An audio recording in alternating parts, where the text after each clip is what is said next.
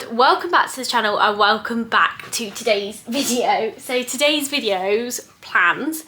I'm actually at the point where I no longer have pre-filmed content, so I've been filming and uploading on the day. I've got a naughty puppy behind me. No, that one's not for you to chew. Put that up there. But today, if you live in England, I'm filming this the day of it uploading. Has been so windy. We've had like, I think 40-mile-per-hour winds. I'll have a quick look on my phone because I don't want to get it wrong. But yeah, it has been so windy that I didn't really want to ride any horses, and it was a riding video that I had planned, but you guys should see that tomorrow instead. It says the wind gusts up to 41 miles per hour today. So yeah, it wasn't really riding filming content, especially because a lot of the riding I do is hacking, and it's also bin day around us, so there are bins, bin bags, everything flying all over the road and everywhere. What are you doing in the background? You're so naughty. So yeah, I made the sensible decision not to do the video that I was planning on doing, and you will see tomorrow why it wasn't an especially bad idea. Do not steal that off the side. So yeah, we have sensibly decided to do a indoor video. So we've just got Rusty in the background. He's been shut out of the living room because Jamie's wrapping presents, and he gets in the way and is really annoying. So he has been shut out and is instead harassing me upstairs, which he's not really allowed upstairs. But the first thing I wanted you to talk about, and I'm sorry again, it's a chatty one, there was just a few things that I wanted to address. So the first thing, Rusty, no, is, I'm so sorry, he's like belting around under the bed. I think he's lost his ball. I don't know where it's, there, look, there you go. Is someone asked me on one of my videos what happened to the yard that we were on with the arena. So I thought I'd quickly explain. I don't know if I explained this in a video or not, but if you don't know, our setup is really less than ideal. I have put yard tours up in the past. I'm so sorry about the dog. Rusty, no. And you will see that our setup just really is not ideal. We've got 3 stables at home at the bottom of the garden, and then we have to walk over the road and over the bridge. I hope you guys can hear me. Rusty, come here, sit down, stay there, good boy. And over to a field which has 1 stable and an open barn. So it's really not ideal. That field is always covered in mud. So we also don't have an arena. So especially with eventers and through winter, when I've got one that doesn't hack, 2 4-year-olds, and Kira, which is on the verge of not hacking. She's really not behaving this year. Rusty, I'm gonna have to put you downstairs if you're gonna do this.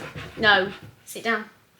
Yeah, it's really less than ideal.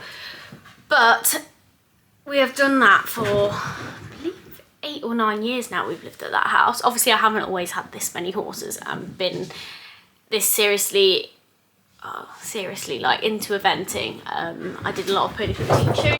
Sorry, hopefully the dog will chill out now. He sounds knackered. But yeah, so it's just got to a point where it's just ridiculous. So we have made the decision last year that we need to move house if me and my mum want to take horses seriously. I'd ideally like start my own yard and take people's horses in to ride and breakers to do and stuff. Then we obviously cannot do that how we are at the moment. So we found a house in, I'm not going to tell you the location, I was about to, should not do that. So we found a house, it had 8 stables, an arena, enough land, but probably not enough going forward. But it was ready done, the setup was quite nice. And we had moved in, the man very kindly let us move in to, well, move the horses in before the sale had fully gone through, because he didn't think there was going to be anything that would come up, and we were obviously sure that we wanted to move in. And then last minute, a few things came up with the solicitor that just meant that it was not going to happen. There were too many issues and too many things that we couldn't solve. I'm so tired now. She's been belting around like an idiot. I'm going to sit with Mummy nicely now. That the sale just could not go ahead. So we ended up the next weekend moving the horses off back home, which we were very lucky that we had the setup at home that we could move the horses back. We would have been screwed if we couldn't have brought them back home. I'm sure we could have sorted something out, but you know what I mean, it would have been a difficult situation. But so we came back home and obviously knew we still wanted to move house, so we found somewhere else. That place is a new build. It's kind of in the middle of nowhere. It's got loads of land with it, but it does not have stables or an arena. So yeah, it was a toss-up, but we think it'll be really fun to design like our own yard, the arena, put it all in ourselves and kind of start from scratch, although obviously it'll be quite a long process. So my parents, I think, I don't want to say too much because it's still all in the process, but we've had an offer accepted and the house searches have happened. So fingers crossed, there shouldn't be anything else to go wrong, but you never know with things like this. So hopefully beginning of next year, my parents will be moving house and the brood mares and the foals and the young stock can all move as well and be turned away.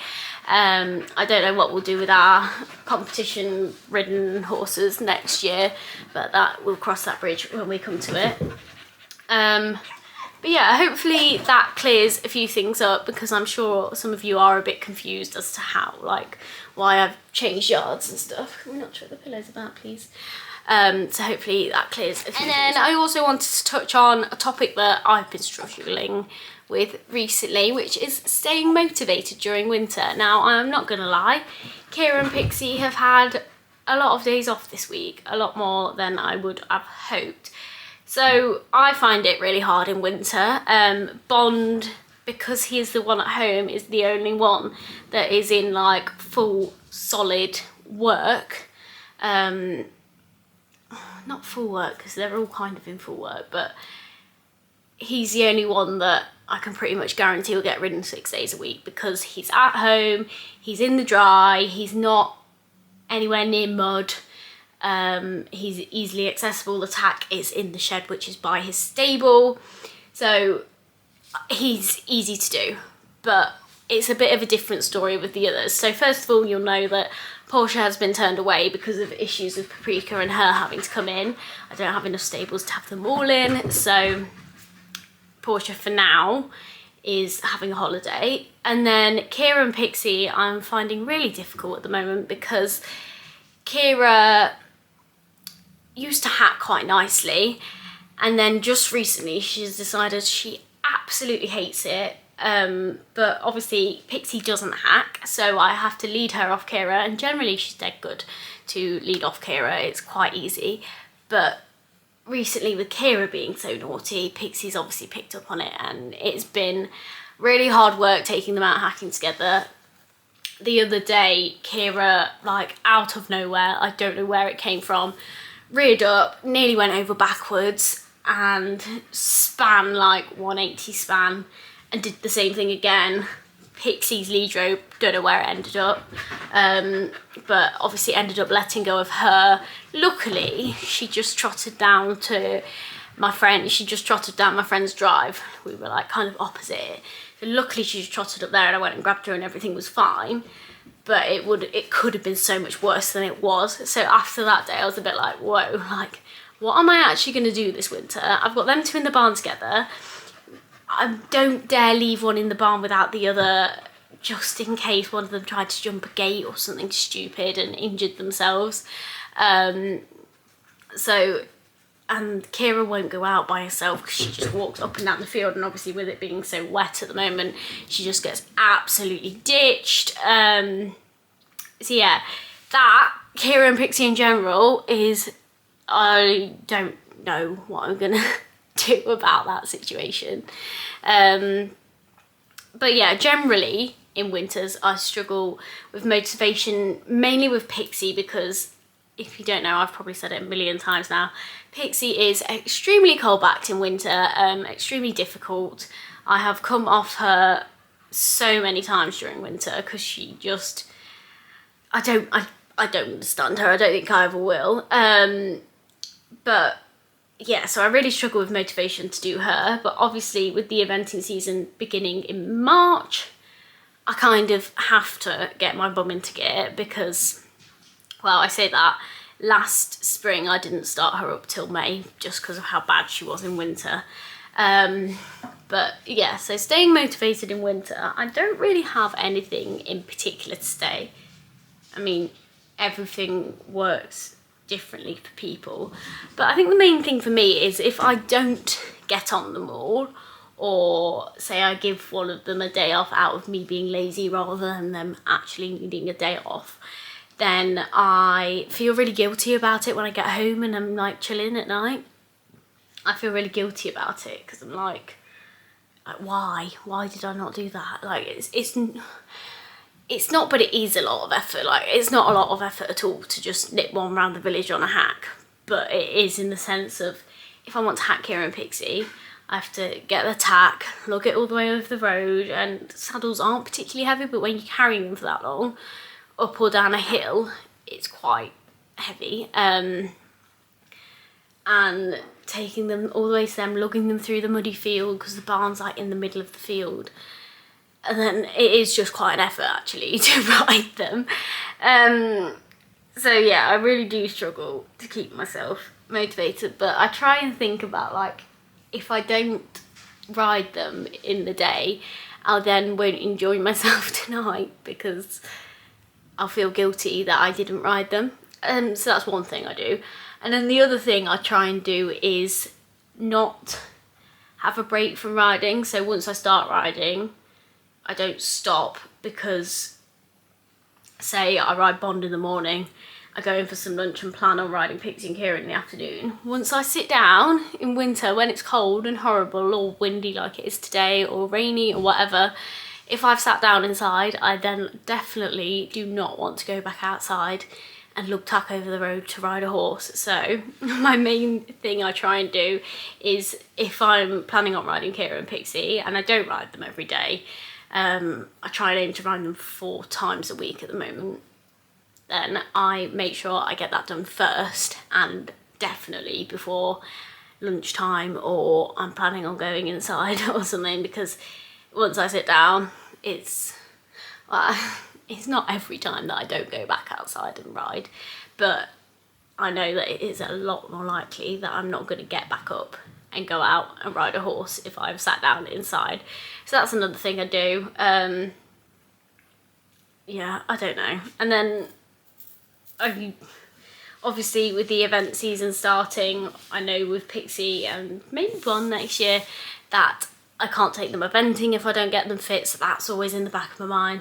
Yeah, just a few little things. Obviously everything's different for different people. I also try and sit down and write some aims, like long-term aims, short-term aims. The short-term aims are a lot more useful to keep you motivated during winter, because obviously then you're constantly working on something, whereas a long-term aim, I could reach it next year, like. So the short-term aims I find a lot easier. So one of mine at the moment with Bond is to get him a lot stronger in canter. So lots of circle work in canter, gradually bringing in 20-metre circles, making them smaller, and like lots of little exercises in canter, letting him go forward and having a light seat and then bringing him back and making him sit on his hocks. Lots of work like that. So little short-term aims like that I find really help motivate me as well. But yeah, this video has actually ended up quite long, hasn't it? I have rambled at you guys again. I'm sorry, I keep doing it. Apparently I cannot stop. But I will leave this video here and relieve you of me talking absolute nonsense at you. Thank you for watching. I'm sorry if it's a bit more of a boring one, but didn't fancy getting blown away today. So yeah, please like, comment and subscribe because it really helps me out, and I will see you next time. Bye bye.